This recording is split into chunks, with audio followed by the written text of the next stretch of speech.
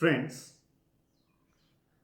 this podcast is being recorded after the results of the general elections of 2019 are out. I'm sure this result is many things to many of us. A few of us expected an outcome like this. More of us thought it won't be as good. And quite a few of us probably expected an outcome very different from what we have. Irrespective of what our preferences or expectations were on this electoral outcome, we have been doing one thing quite consistently over the past several years, and that is investing on the premise that the Indian economic story is only getting better. The message from this electoral outcome is that there is nothing political coming in the way of India's economic progress. And that is great news, especially if you are an investor who has lived through the turbulent 90s when politics constantly came in the way of economic progress. A clear mandate means many things, but it means most importantly that the government and those in government are politically empowered to take faster decisions in larger economic interest. In that sense, this result could not have come at a better time. There is one important thing which makes this result very different from 2014. I'm sure most of you remember the hype and sloganeering around 2014. Our expectations out of that result of 2014 could never have been based on those slogans.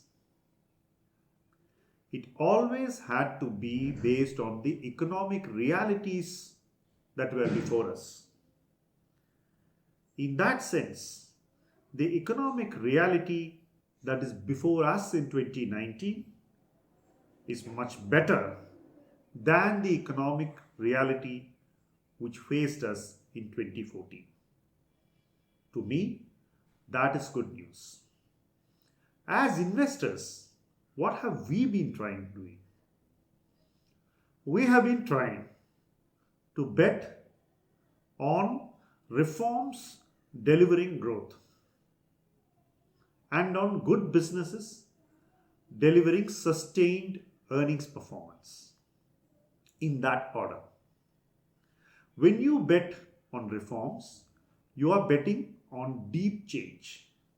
When you bet on earnings performance being sustained, we are largely betting on status quo. These two are very different things.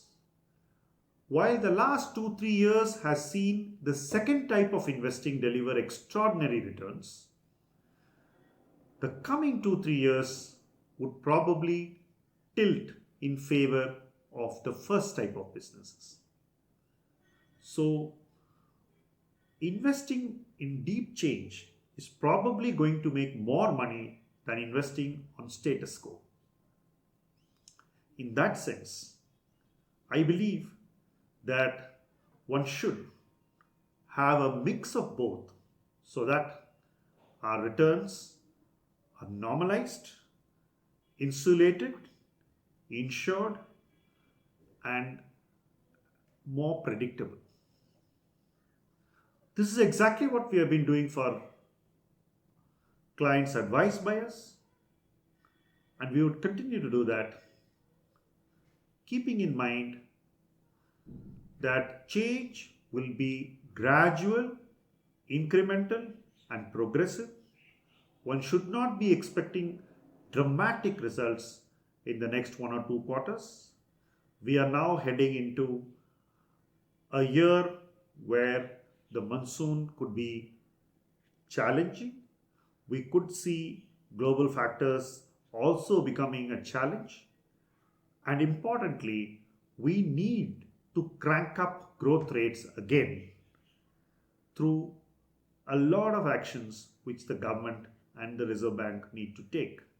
In that sense, this is a phase when we should keep close watch on events, remain steadfast in our conviction, and incrementally believe more when we get more evidence of results. Our expectations have to be aligned to that and not get carried away.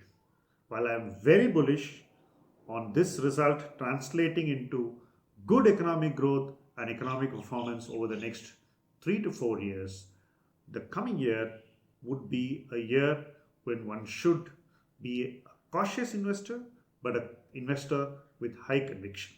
That's never easy, and that is what all of us need to yearn and focus on becoming. Thank you.